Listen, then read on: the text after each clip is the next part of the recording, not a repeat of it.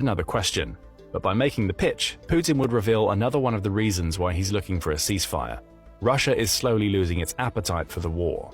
In truth, there's always been a large element of Russian society that never wanted to go to war with Ukraine in the first place. That's demonstrated by a June 2023 BBC report, which points out that anywhere between several 100,000 and several million Russians have left the country since the beginning of the war. Many have fled to Georgia and Kazakhstan, with others making asylum claims in Western countries like France and Germany. The consensus, according to the BBC, is that those who are leaving either have ideological differences with the concept of war against Ukraine or are simply attempting to escape Russia so that they won't be drafted into the country's army. Putin is also having to deal with deserters. In April 2024, the Kyiv Independent reported that more than 18,000 troops that were part of Russia's southern military district had abandoned their posts. It also highlighted that around 12,000 of that 18,000 are part of the 8th Combined Arms Army, which the news outlet says is often deployed into hostilities in eastern Ukraine.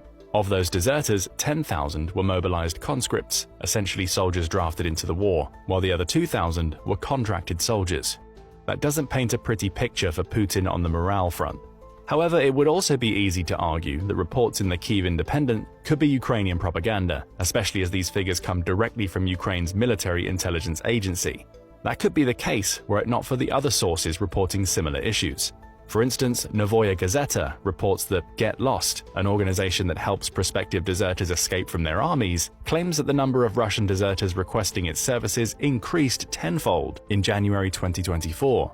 It says 28 soldiers deserted the Russian army via Get Lost in January 2023. That number was up to 284 the following year, with 50% of those desertions being contracted soldiers, with another 30% being recently mobilized reservists. Putin has attempted to combat